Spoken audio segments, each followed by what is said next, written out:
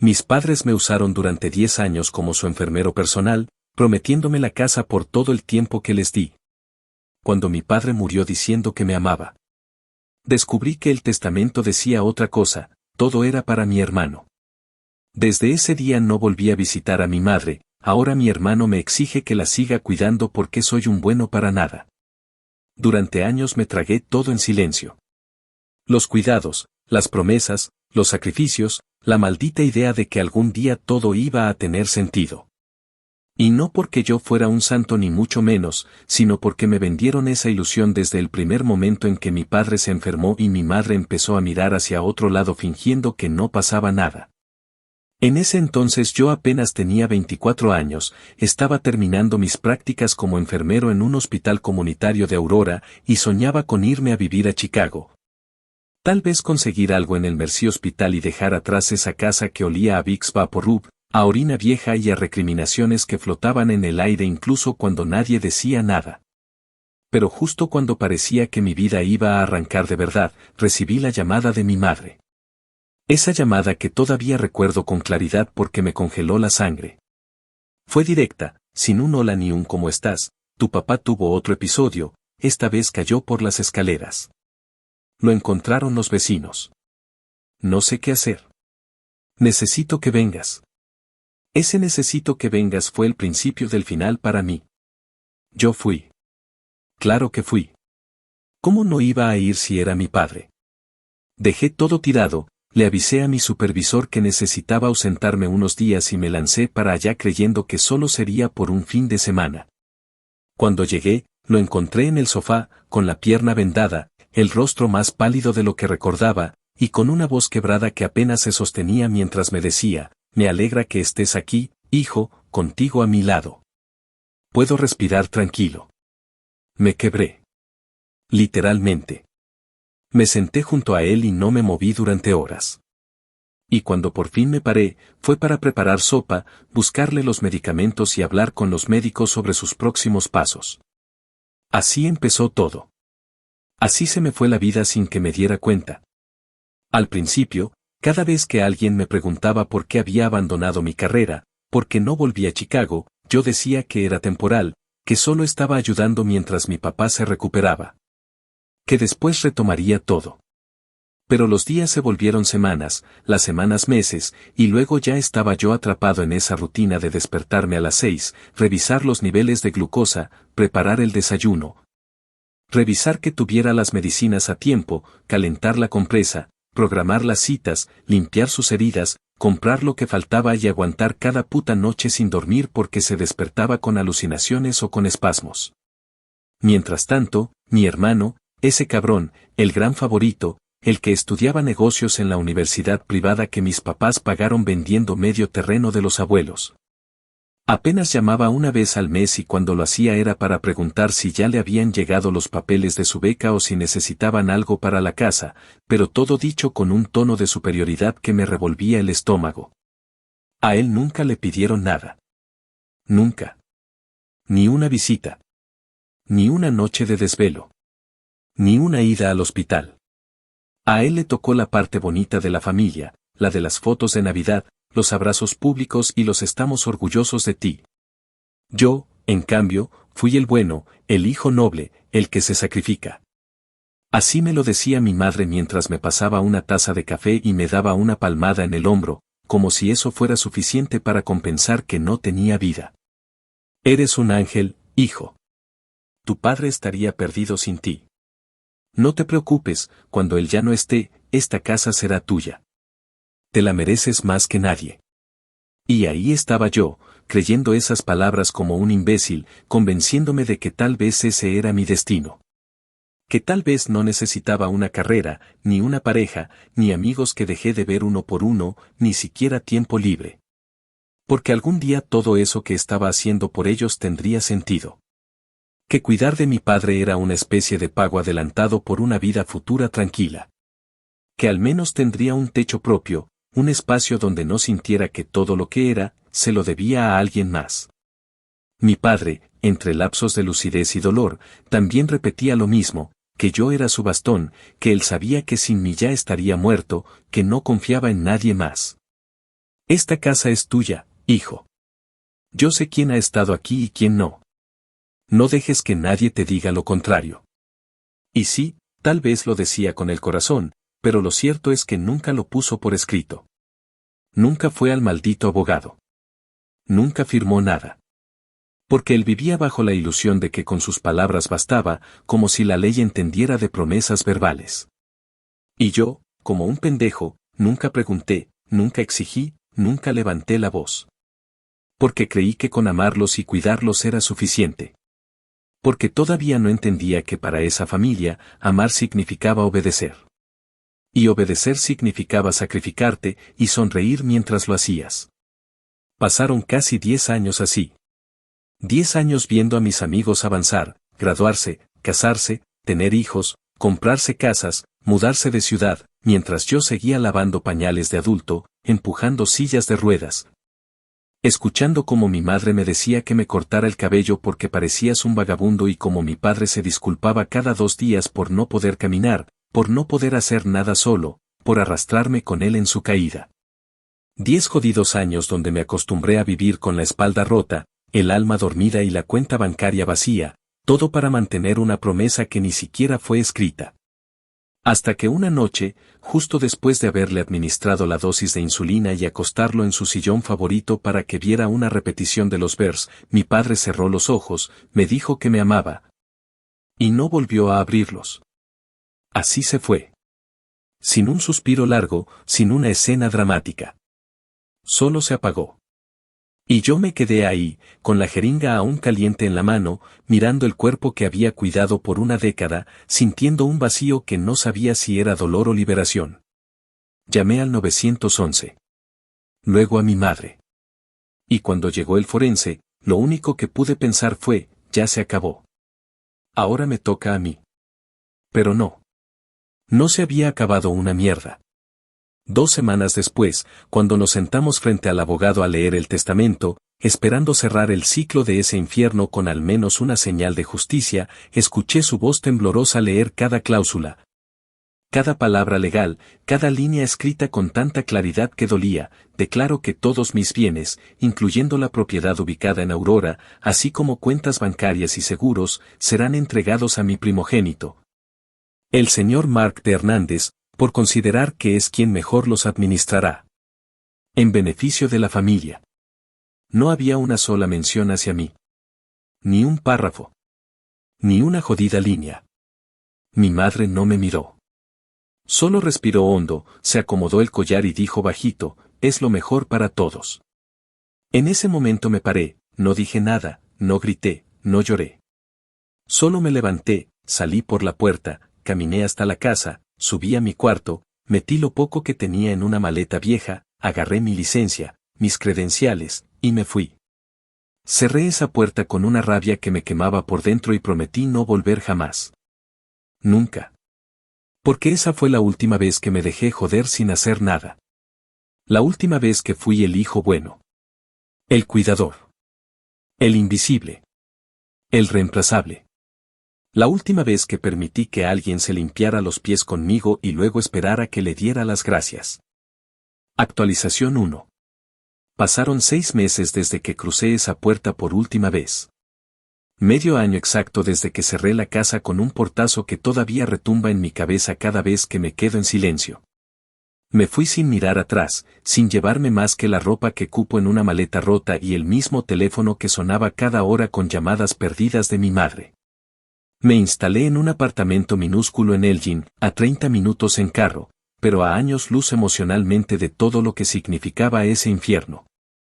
El lugar era una mierda, las paredes delgadas, los vecinos que escuchaban música hasta las 3 de la mañana, la calefacción que fallaba cada 2x3 y la cocina que apenas servía para calentar fideos instantáneos. Pero, por primera vez en casi una década, era mío. Nadie me vigilaba. Nadie me decía que tenía que apagar las luces temprano o que el café se había quemado o que estaba desperdiciando mi vida cuidando a un viejo que ni siquiera se acordaba de lo que comió el día anterior. No tenía mucho, pero tenía aire. Tenía silencio. Tenía un colchón duro y una ducha sin cortina, pero podía dormir sin despertarme por un grito de ayuda o por el pitido de un monitor cardíaco improvisado en la sala. Era libertad en su forma más básica. Y para mí, eso ya era suficiente. Encontré trabajo como técnico EMT en un turno nocturno del condado. No era glamoroso ni estable, pero el uniforme me devolvió algo que había perdido hace años: identidad. Me volví ese cabrón que llega en la ambulancia, que estabiliza, que corre entre sirenas. Y aunque todavía me temblaban las manos al cambiar una vía intravenosa o al cargar a un paciente con obesidad en la camilla, también sentía algo parecido al orgullo. Volví a usar mi cuerpo y mi mente para ayudar, pero esta vez no lo hacía como una obligación disfrazada de cariño. Esta vez era por mí. Me empecé a rodear de otros compañeros que no sabían nada de mi pasado, que no me preguntaban por mi madre ni por mi hermano. Que solo sabían que yo era el tipo que nunca faltaba y que cubría turnos como si tuviera miedo de descansar. Y sí, tenía miedo. Miedo de que el silencio me alcanzara, de que la rabia se desbordara, de que el vacío me recordara lo mucho que había entregado y lo poco que me quedó. Durante esos meses, ignoré todo intento de contacto. Mensajes de texto con frases ridículas como "tu madre está mal, la abuela pregunta por ti, sabemos que estás dolido, pero no puedes abandonar a la familia". Me volví un puto fantasma para ellos. Corté a todos. No respondí a llamadas, bloqueé números, borré fotos. No por despecho, sino por sanidad mental.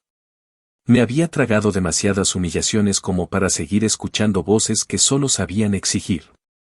A veces, mientras manejaba por la autopista entre turno y turno, recordaba cómo mi padre me agarraba la mano cuando apenas podía hablar, cómo me decía que yo era lo mejor que tenía. Cómo juraba que no permitiría que me faltara nada. Y luego esa imagen se rompía contra el puto testamento que me borró del mapa familiar como si nunca hubiera existido. El mismo testamento que le regaló todo al que solo aparecía para tomarse selfies con papá en la cama del hospital. Me ardía. Me quemaba. Y no porque quisiera la casa en sí, sino porque fue una promesa. Fue un pacto. Y lo rompieron como si nada. Un día, después de una guardia doble en la que casi se me duerme un tipo por sobredosis de fentanilo, llegué a casa hecho mierda, con la espalda partida, las manos sucias de sangre y vómito. Y encontré un sobre arrugado debajo de la puerta. Lo reconocí de inmediato por la caligrafía torpe: era mi madre. No decía mucho. Solo ponía: "no puedo sola. Tu hermano está de viaje. Ven a casa. Por favor". Me reí. Literalmente me reí en voz alta. La muy cabrona ni siquiera tuvo la decencia de llamarme, y cuando lo hizo fue con esa actitud de siempre, creyendo que tenía derecho a exigirme algo. Después de todo lo que me hizo, todavía tenía los ovarios de escribirme como si nada hubiera pasado. Me senté en el suelo, el uniforme aún mojado por la tormenta que me tocó al final del turno, y leí la nota una y otra vez. ¿Sabes qué fue lo peor? Que por un segundo, solo por uno, dudé. Dudé si debía ir, si debía ayudar, si debía seguir siendo el mismo pendejo de siempre. Pero esa duda se esfumó tan rápido como llegó cuando recordé su cara durante la lectura del testamento. Esa cara fría, sin emoción, sin una puta lágrima, sin una palabra en mi defensa. Me había borrado. Y ahora, de pronto, me necesitaba. Pasaron 3 días sin que yo respondiera nada. 3 días donde me imaginé a mi madre sentada sola en esa casa, tal vez sin comer, tal vez con la presión por las nubes, tal vez esperando que yo volviera con la cabeza agachada como siempre. Pero no. Esta vez no. Esta vez no pensaba correr. No pensaba dejar mi vida en pausa otra vez para limpiar la mierda de alguien más. No pensaba regresar a la misma prisión de la que apenas me estaba liberando. Entonces, en la noche del 4.º día, tocaron a mi puerta. No fue una sorpresa, porque lo había presentido. Desde temprano noté un carro extraño aparcado frente al edificio, y aunque intenté ignorarlo, sabía lo que venía. Cuando abrí la puerta, ahí estaba, mi hermano. Con su puta camisa de marca, su reloj ridículamente caro, el mismo corte de cabello de siempre y ese tono de voz de yo te entiendo que me daba ganas de partirle la madre. Me dijo hey, bro, como si estuviéramos en la secundaria. Como si no acabara de robarme una década de mi vida. No lo dejé pasar. Se quedó parado en la entrada, con su cara de falsa preocupación, y me soltó que mamá estaba muy mal. Que no quería comer, que había tenido un colapso leve, que el médico dijo que necesitaba atención constante. Que él no podía con todo porque tenía viajes importantes, reuniones, compromisos. Que él haría lo que fuera, incluso pagarme algo simbólico si era necesario. Que solo necesitaba que me quedara con ella unas semanas, nada más. Lo miré sin decir palabra. Lo dejé hablar como si lo estuviera escuchando. Pero por dentro ya lo había decidido. Cuando terminó su actuación, me tiró las llaves de la casa encima de la mesa, como si fueran dulces o monedas. Dijo, sin siquiera mirarme a los ojos, sé un buen hijo. Papá quería eso. Esta casa siempre será tuya, en el fondo. En el fondo. ¿Qué chingado significaba eso? ¿En el fondo del testamento que firmó en tu favor? ¿En el fondo de tus malditas mentiras? Le respondí sin alzar la voz, sin insultarlo, sin perder el control. Le dije que recordaba perfectamente lo que papá me prometió. Lo tenía tatuado en la memoria. Pero también recordaba el puto testamento, las palabras del abogado, la cara de mamá cuando no movió ni un dedo por mí. Y que si creía que podía jugar la misma carta de siempre, si pensaba que todavía era el hijo al que podía manipular con una frase bonita o una llave oxidada, entonces no me conocía en lo absoluto.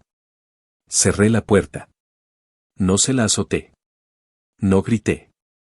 Solo la cerré con la misma calma con la que uno cierra un ciclo. Lo vi alejarse por la ventana.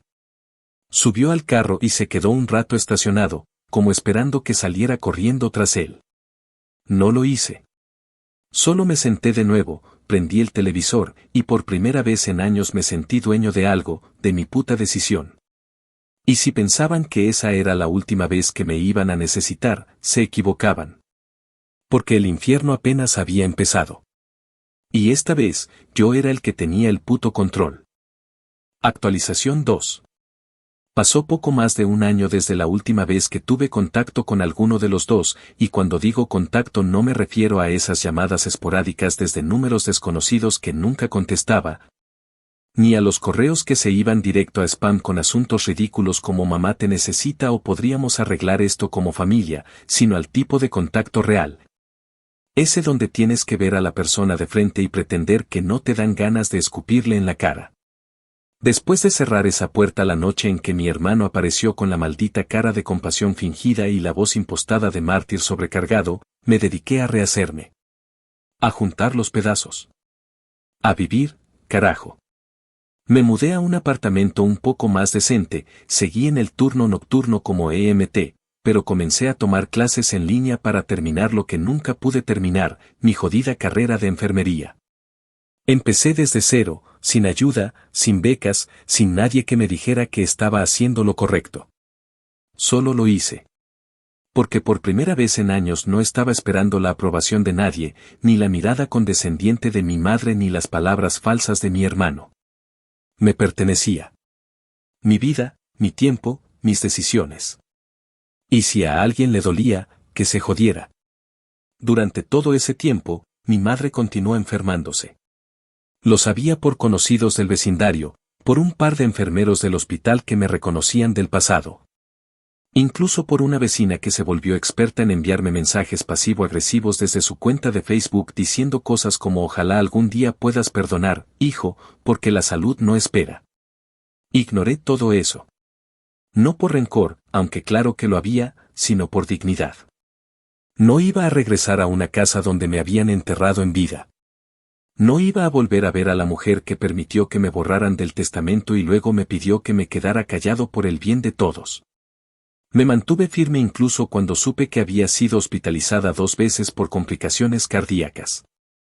Me mantuve firme cuando mi hermano empezó a subir historias en redes sociales pidiendo oraciones y usando la foto de mi madre en una camilla para ganar lástima.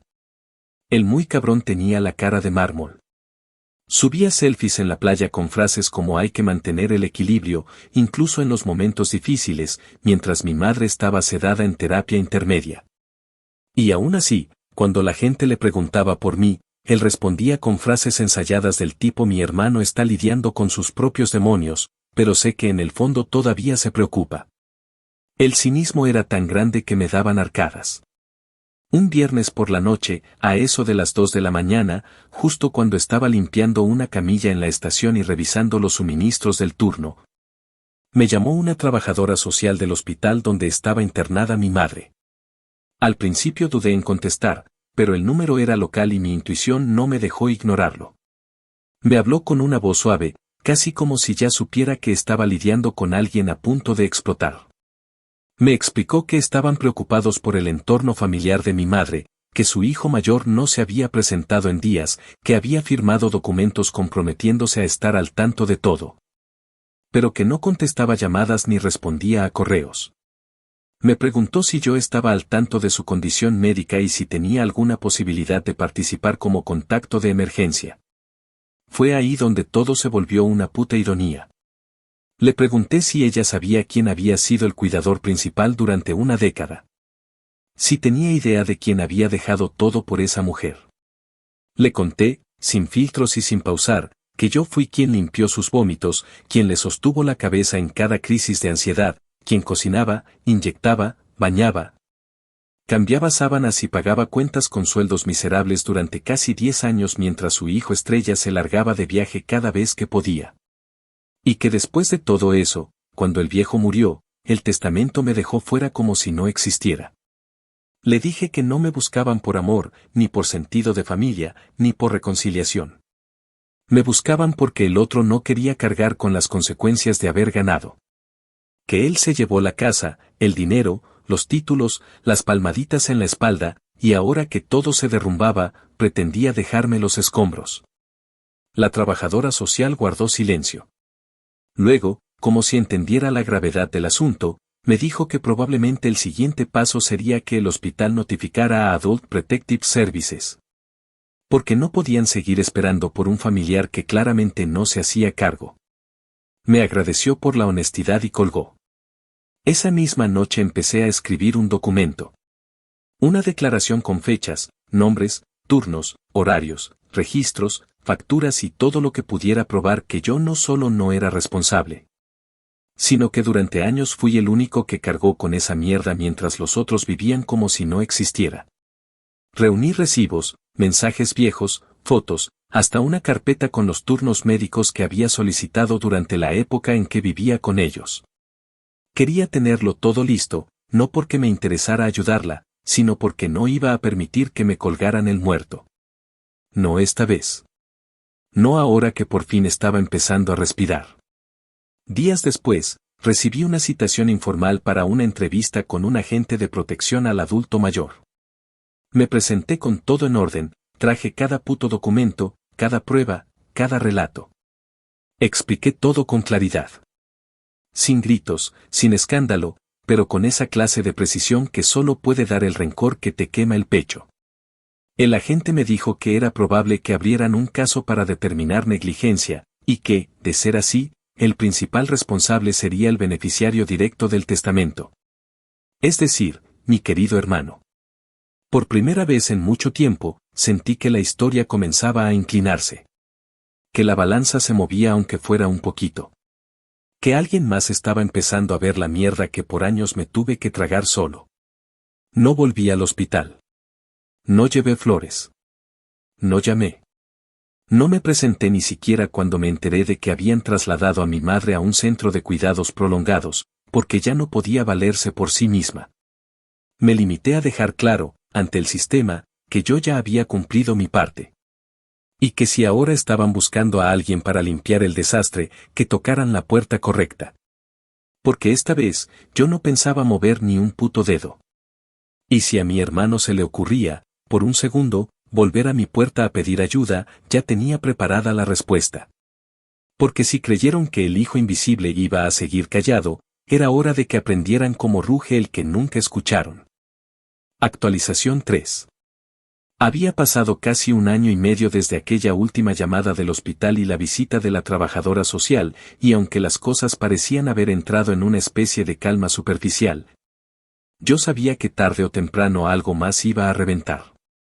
Porque esa gente, mi familia, si es que todavía podía llamarlos así, no sabía otra forma de vivir que no fuera estirando la cuerda hasta que alguien más se reventara con ella. Yo, por mi parte, seguí construyendo mi vida con el mismo silencio con el que ellos pretendían destruirla, lento, constante, sin pedirle permiso a nadie. Había logrado avanzar con las clases, estaba cada vez más cerca de terminar mi licenciatura, y gracias a los turnos adicionales y a que compartía apartamento con un compañero del hospital, empecé a ahorrar con disciplina. Me levantaba todos los días sin tener que mirar a nadie que me hiciera sentir un estorbo. Nadie me gritaba desde la cocina que lavara los platos, nadie me despertaba para que limpiara vómitos, nadie me hacía sentir que vivir era un favor prestado. Pero la tranquilidad no dura mucho cuando tienes un hermano que vive como si el mundo le debiera algo. Mark, el cabrón de mi hermano, empezó a aparecer más seguido en las redes sociales con una sonrisa tan falsa que a cualquiera con 2 neuronas le daba náuseas. Publicaba fotos de conferencias, entrevistas, eventos de emprendimiento donde hablaba sobre resiliencia y liderazgo como si no tuviera una madre abandonada en un asilo y un hermano a quien le robó más de 10 años de vida. Su startup, que en un principio parecía una broma con PowerPoints y frases motivacionales robadas de LinkedIn, empezó a ganar visibilidad. Hacía reels con subtítulos en amarillo, hablaba sobre lo importante que era construir desde el dolor y cómo la familia lo era todo, incluso cuando no te comprendían. Era repugnante. Literalmente lo veía apropiarse de una narrativa de sufrimiento que no le pertenecía. Usaba nuestro pasado como escudo para venderle mentiras a pendejos con exceso de tarjetas de crédito. Y la gente se lo comía todo. Lo veían como un sobreviviente. Un tipo exitoso que había salido de un hogar difícil y ahora daba oportunidades a otros jóvenes soñadores. Y mientras tanto, ¿adivina quién seguía pagando las consecuencias del abandono? Exactamente. Mi madre. La misma que me echó en cara durante años que sin ella no sería nada. La misma que se quedó sentada mientras me borraban del testamento como si no existiera. La misma que ahora vivía en un centro de cuidados donde los reportes llegaban directamente al correo del hijo mayor responsable legal. Y ahí fue cuando todo empezó a tomar forma, porque en medio de ese show de mentiras, descubrí que no solo estaba usando su historia para impulsar su carrera, sino que además estaba desviando fondos. Literalmente usaba parte del dinero que mi padre le dejó para pagar gastos personales, viajes, cenas de negocios, putas campañas publicitarias de su marca personal. Lo supe porque un conocido que trabajaba como contador en una de las agencias de marketing con las que Mark colaboraba me lo dijo sin rodeos: oye, ¿tu hermano está usando dinero familiar para fondear la empresa? Porque hay unos pagos rarísimos en cuentas conjuntas con nombre de señora mayor que no tienen nada que ver con los proyectos. Ahí supe que el hijo favorito, el hombre ejemplar, el ídolo del emprendimiento, no solo era un fraude emocional, también era un puto ladrón. Me tomó semanas armar el caso. Me metí en sitios de registros públicos, solicité movimientos bancarios, revisé informes de transferencias y extraje cada fragmento de evidencia que pudiera servir.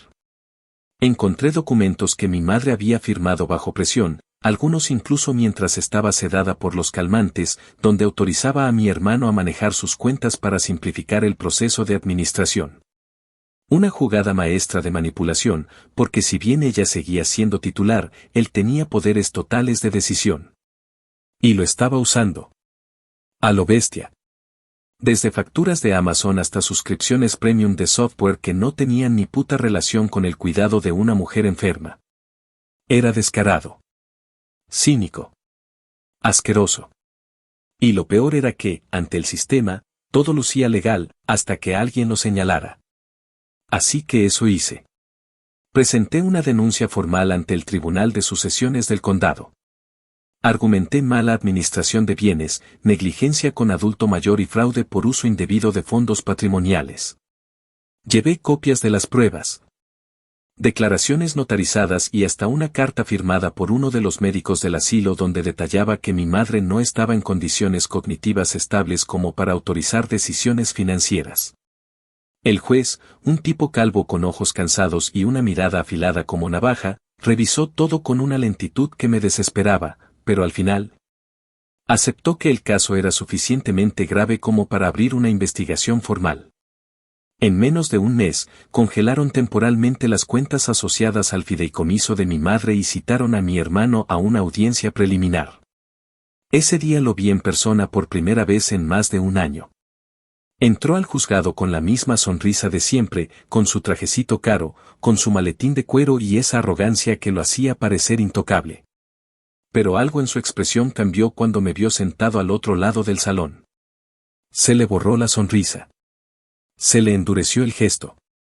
Intentó acercarse y decir algo, pero el abogado de la corte lo detuvo. Durante la audiencia balbuceó excusas, habló de estrés, de mala administración involuntaria, de errores logísticos y hasta se atrevió a decir que todo lo hacía por amor a su madre. El juez no compró ni una sola palabra. Lo miró como se mira a un mosquito sobre la sopa. Y sin levantar la voz, ordenó una auditoría completa de sus movimientos en los últimos 24 meses, congelamiento preventivo de cuentas, y la designación de un defensor público que evaluara si era necesario nombrar a un tutor legal para manejar los bienes restantes de mi madre. Todo eso lo dijo en menos de 5 minutos. Y yo solo pensé, así empieza a caer todo. Después de la audiencia, Mark me miró con odio. No lo disimuló. Me escupió una frase mientras se acomodaba el saco: «Eres un maldito traidor, ¿te sientes hombre ahora?». Le respondí que sí, que por fin lo era. Porque por primera vez estaba haciendo algo por mí, no por mamá, no por papá, no por un sentido de deber maldito que me inculcaron como castigo. Le dije que si pensaba que podía quedarse con todo, borrar a quien lo sostuvo durante años y además usar el nombre de mi padre muerto para venderse como héroe, entonces no entendía una mierda de justicia. Me alejé sin dejarlo responder.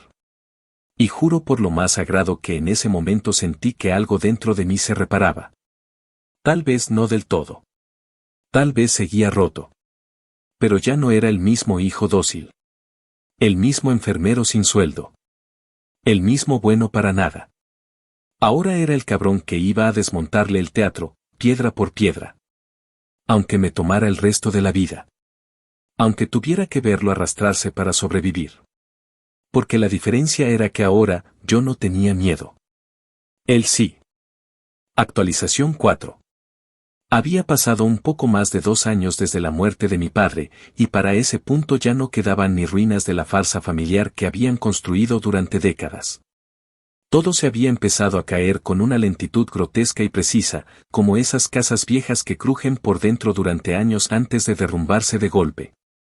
La diferencia era que esta vez yo no solo no corría a sostenerla, fui el primero en prenderle fuego. La auditoría contra mi hermano siguió su curso durante varios meses.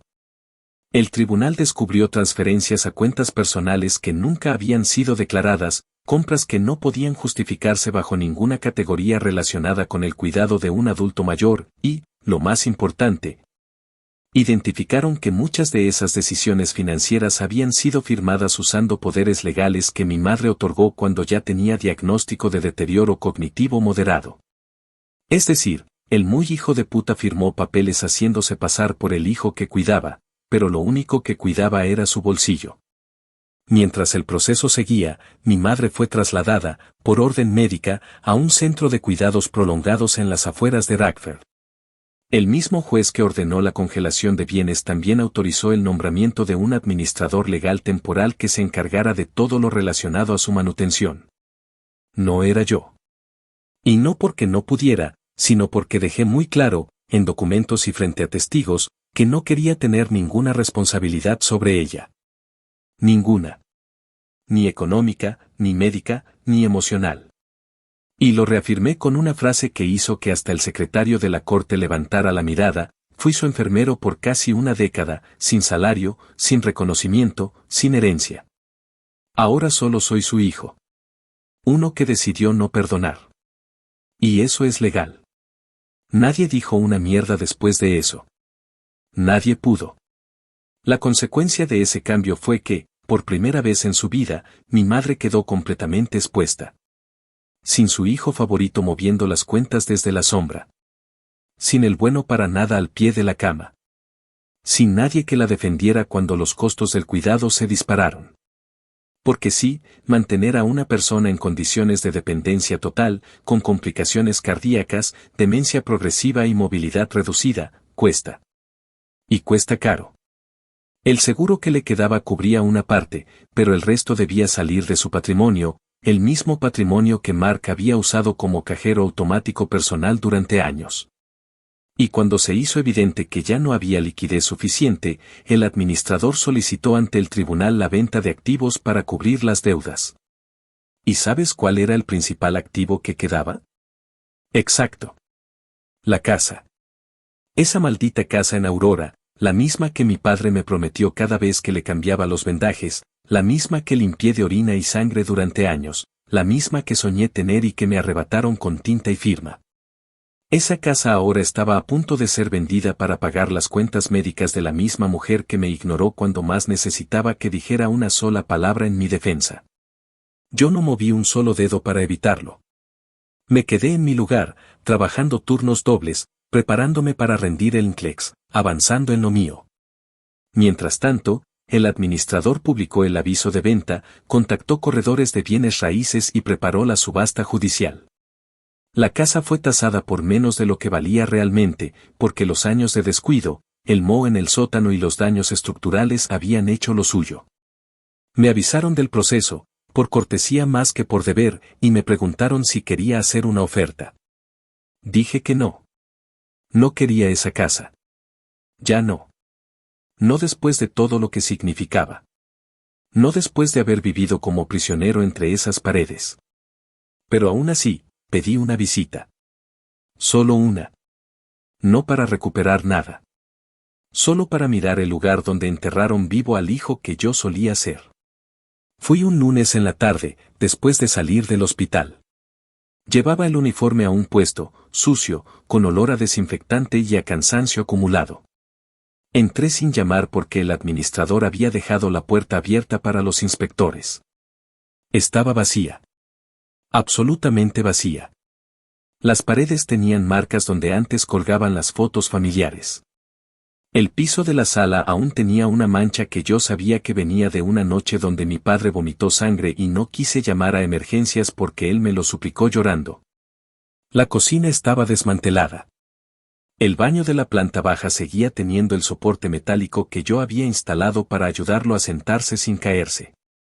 Me quedé ahí, en el marco de la puerta del cuarto donde dormía durante años en una colchoneta porque no me dejaban usar la habitación de invitados. Respiré hondo. No lloré. No maldije. Solo entendí, con una claridad fría, que nunca fue mía. Ni esa casa. Ni esa familia. Ni ese apellido. Mark, por su parte, empezó a sentir el peso de cada una de sus decisiones. La startup, que ya había perdido inversores por los rumores de mala administración, colapsó cuando los estados financieros se filtraron en un foro local de emprendedores. Lo acusaron de fraude, lo denunciaron por usar fondos familiares como capital empresarial y varios medios pequeños empezaron a llamarlo el nuevo gurú de cartón. El tipo que usó a su madre para armar una narrativa de redención y terminó arrastrando su nombre por el lodo. Lo último que supe fue que tuvo que vender su coche, el Tesla que tanto presumía, y que estaba viviendo en un pequeño apartamento en Oak Park, prestado por uno de sus socios que aún no lo había mandado al carajo. Me llegó un correo de él, sin asunto, sin saludo, solo un mensaje que decía, te está saliendo con la tuya. Pero no vas a ganar siempre. Lo leí una sola vez.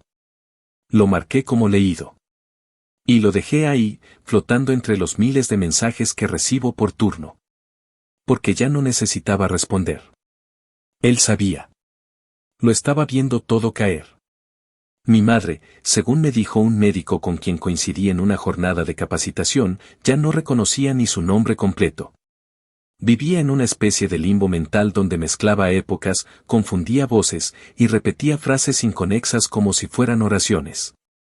No supe si era verdad o si simplemente eso era lo que querían que creyera. Pero daba igual. Para mí, ella había desaparecido desde el momento en que firmó ese testamento sin decir una palabra. Desde que permitió que su hijo mayor me robara años, juventud, estabilidad, y luego lo aplaudió. Ahora le tocaba vivir el abandono real. El que no tiene rostro. El que no se puede disfrazar con frases de madre mártir. Le tocaba ver, si es que aún podía ver algo con claridad, cómo su gran legado familiar se había convertido en polvo. En vergüenza. En embargos y enfermeras que la llamaban por un nombre que ella no recordaba.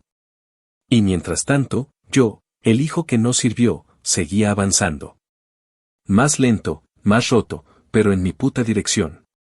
Y eso, al final, era todo lo que necesitaba. Porque a diferencia de ellos, yo sí sabía lo que significaba cuidar a alguien.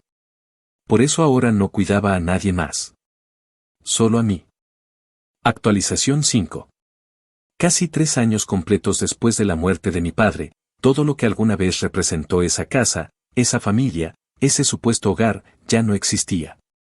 El testamento que alguna vez me hizo vomitar de rabia se volvió un mal chiste legal que ahora solo servía como prueba de cuán bien puede un hombre arrastrar su apellido por el piso y sonreír mientras lo hace. El juicio contra mi hermano siguió un curso más largo del que esperaba, porque como todo cabrón con dinero y contactos, se las arregló para retrasarlo con apelaciones ridículas, peritajes falsos. Abogados que entraban y salían de su defensa como si fueran actores en una obra sin guión. Pero al final, el tribunal fue claro, hubo desvío de fondos, hubo negligencia, hubo uso fraudulento de poderes notariales y hubo lucro con patrimonio familiar sin consentimiento. Su imagen pública, la que tanto había cuidado con frases de resiliencia y honestidad empresarial. Se fue al carajo de forma definitiva cuando uno de los diarios locales publicó una nota titulada Empresario acusado de financiar su startup con fondos de cuidados paliativos de su madre. La foto que usaron lo mostraba con la corbata floja, los ojos hundidos y esa expresión que solo tienen los que por fin se dan cuenta de que la caída no tiene red. Pero lo que realmente marcó ese año no fue la caída de Mark. Fue su desesperación. Porque ver a alguien que toda su vida creyó que podía comprarlo todo, manipularlo todo, joder a todo sin consecuencias, empezar a rogar, suplicar y aferrarse a lo poco que le quedaba, es algo que no se olvida.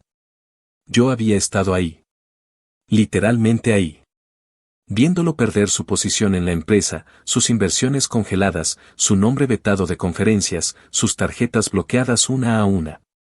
Pero lo que nunca me esperé fue lo que vino después, una petición formal al juzgado para que yo, sí, yo, el mismo al que sacaron del testamento, al que humillaron, al que enterraron en vida, asumiera nuevamente el rol de cuidador legal de mi madre.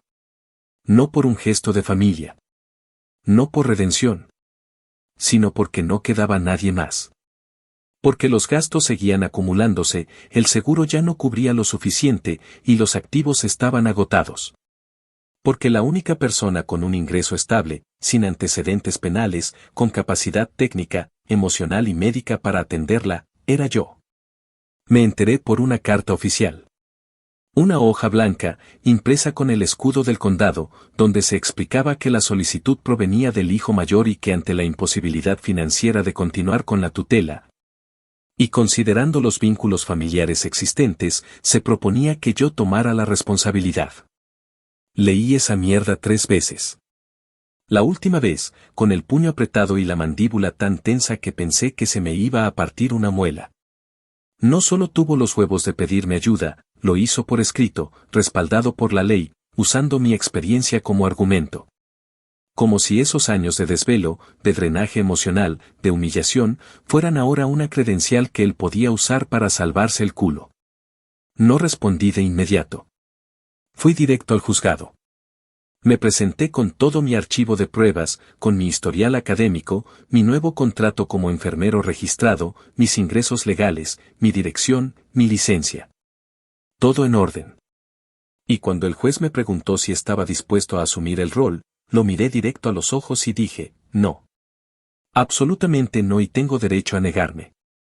Le recordé que yo había sido cuidador sin salario, sin herencia, sin reconocimiento. Que había sido invisible para esa familia cuando más necesitaba ser visto. Que la mujer a la que ahora me pedían cuidar me había mirado a la cara y no había movido ni un dedo por mí. Y que el mismo hermano que firmó ese testamento a sus espaldas ahora quería que yo le resolviera el problema que él mismo causó. Terminé mi intervención con una sola frase: no soy su hijo. Soy su lección. El juez asintió. No dijo nada más. Solo firmó la resolución donde rechazaba la solicitud y ratificaba al administrador legal externo. Mark explotó. Literalmente. Me esperó a la salida del juzgado y se me fue encima como un loco. No físicamente, no se atrevió, pero sí con toda la rabia que alguien como él puede reunir cuando se da cuenta de que ya no tiene el control. Me gritó que yo era un desagradecido, que todo esto era por culpa mía, que si papá estuviera vivo me partiría la cara, que mamá siempre pensó que yo era un imbécil manipulador que usaba el sufrimiento como escudo. Y cuando terminó esa retahíla de mierda, me preguntó con los ojos casi llorosos si pensaba dormir tranquilo sabiendo que ella se iba a morir sola. Le dije que sí. Que dormiría mejor que nunca. Porque lo que a él le faltaba entender, y lo que probablemente nunca entendería, es que yo no abandoné a mi madre. Ellos me abandonaron a mí primero. Yo solo les devolví el favor. Desde entonces, no volvieron a contactarme directamente. Lo supe todo por terceros, por registros públicos, por notas aisladas en medios pequeños, por compañeros del gremio que se enteraban de todo antes que nadie. Supe que la casa ya se había vendido por debajo del valor estimado. Que con ese dinero apenas alcanzó para cubrir un año más de cuidados médicos. Que el resto estaba siendo absorbido por deuda tras deuda. Que Mark tuvo que declararse en bancarrota personal. Que ya ni siquiera podía acceder a líneas de crédito. Que intentó levantar otro emprendimiento, pero nadie le creyó ni una sola palabra. Su nombre era sinónimo de estafa. Y mientras tanto, yo, terminé. Me gradué. Obtuve mi licencia. Firmé contrato con una clínica privada que me daba tiempo para estudiar, pagar mis cosas y vivir con tranquilidad. Renté un apartamento en un barrio donde nunca creí poder vivir. Y por primera vez, empecé a construir una vida desde cero. Sin fantasmas. Sin cadenas. Sin deberle a nadie. La última vez que escuché algo de mi madre fue a través de una enfermera de otro centro con la que coincidí en una capacitación. Me dijo que la habían trasladado nuevamente, que ya no reconocía a nadie, que solo repetía algunas frases de forma automática. Me preguntó si quería verla. Le dije que no. Me preguntó si me arrepentía. Le dije que no. Me preguntó si, llegado el día, quería que me avisaran si moría. Me quedé en silencio. Después de unos segundos le dije que sí. No porque quisiera ir al funeral. No porque pensara llorar. Sino porque quería saber el día exacto en que se cerraba definitivamente ese capítulo. Porque ese día, y solo ese día, iba a brindar. No por ella. Ni por él. Ni por los años que me robaron. Sino por haber tenido los huevos de no volver a caer.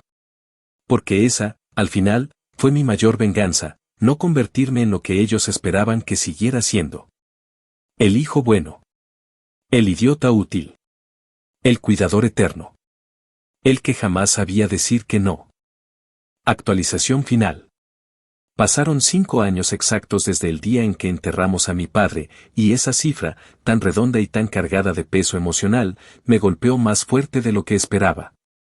No porque me doliera su ausencia, sino porque fue justo ese número el que me hizo tomar conciencia de lo lejos que había llegado desde entonces. Ya no era el hijo encerrado en una casa donde se hablaba más de deber que de cariño. Ya no era el enfermero improvisado que dormía en una colchoneta al lado de un viejo que se apagaba mientras su esposa fingía que todo estaba bien. Ya no era el hermano invisible, el que se desvivía sin recibir nada a cambio, el que limpiaba vómito con una mano mientras respondía correos de becas con la otra. 5 años después, era un hombre diferente. Uno al que no le temblaba la voz para poner límites. Uno que había recuperado su tiempo, su fuerza y, sobre todo, su dignidad. Durante ese 5.º año recibí la llamada que, aunque sabía que llegaría tarde o temprano, me cayó como una bomba en medio del turno. Era la administradora legal del centro donde mi madre había pasado sus últimos meses. Me habló con tono neutro, casi mecánico, como si ya hubiera hecho ese mismo llamado 100 veces ese mismo día. Me informó que mi madre había fallecido esa madrugada por causas naturales. Que no sufrió. Que se fue dormida, sin dolor, sin agitación. Que su respiración simplemente se detuvo y que, al despertar, el equipo solo confirmó lo evidente. Me preguntó si quería que se me notificara el día y hora del servicio funerario. Le dije que no. Me preguntó si deseaba hacerme cargo de las pertenencias.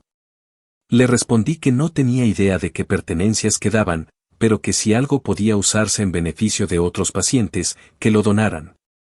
Me agradeció por mi respuesta con esa frialdad institucional que usan los que aprenden a lidiar con el duelo ajeno como si fuera una carpeta más que hay que cerrar. Colgamos. Y me quedé mirando el techo de la ambulancia por varios minutos, con el intercom en silencio y mis manos todavía con olor a látex. No lloré. No sentí alivio. No sentí venganza. Solo sentí una especie de vacío calmo. Como cuando uno cierra un libro que odió pero que, de todos modos, se obligó a terminar. Me tomé el resto del día libre. No para guardar luto, sino porque sentí que necesitaba marcar ese momento con algo tangible. Me fui al lago, me compré una cerveza barata y me senté a ver el agua sin pensar en nada. Y ahí, bajo ese cielo opaco de abril, me permití decirlo en voz alta, aunque no había nadie para escucharlo, se acabó. Y sí, se acabó.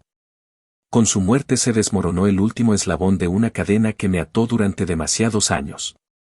Porque aunque hacía tiempo que me había liberado físicamente, su existencia aún sostenía una parte de esa historia que me perseguía. Ahora ya no. Ahora era yo, solo yo, con mi vida y mis decisiones, sin fantasmas vivos que fingieran que todo fue un malentendido. Días después, recibí un correo electrónico de Mark. No sé cómo consiguió mi dirección, pero lo hizo. Era breve, sin saludo ni firma. Solo una frase: ya no queda nadie, hermano. Somos lo único que queda de esta familia. Lo leí varias veces. Y cada vez que lo hacía, me daba más risa. No risa de burla, sino esa risa amarga que te sale cuando alguien llega tarde a una conversación que ya cerraste hace años. Él seguía creyendo que lo nuestro era una pelea. Una disputa entre hermanos que eventualmente se resolvería con una cena incómoda o con una conversación forzada donde uno de los dos fingiría perdonar. Pero no. Él nunca entendió que esto no era una pelea. Era un cierre. Un punto final. Y yo ya lo había puesto desde el día que me fui sin mirar atrás. No respondí ese correo. No porque no supiera qué decirle, sino porque ya no valía la pena. No quería abrir un canal con alguien que solo sabía hablar cuando necesitaba algo. Porque en el fondo sabía que eso era una forma desesperada de no sentirse solo ahora que todo se había desmoronado. Su reputación seguía arruinada. Sus negocios enterrados. Sus contactos lo habían abandonado. Y ahora, sin mamá, sin papá, sin casa, sin dinero, lo único que le quedaba era recurrir a la última persona a la que siempre pudo pisotear sin consecuencias. El problema es que esa persona ya no existía. Porque yo no era su hermano. Era el reflejo de todo lo que él perdió por avaricia. Pasaron semanas sin que volviera a tener noticias de él. El funeral de mi madre fue un evento mínimo, casi simbólico, pagado por los fondos remanentes del Estado y supervisado por el mismo centro que la atendió. No hubo misa, ni flores, ni obituarios emocionales en Facebook. Solo una lápida sencilla, con su nombre, fecha de nacimiento y muerte. Ni una frase, ni una dedicatoria. Y me pareció perfecto.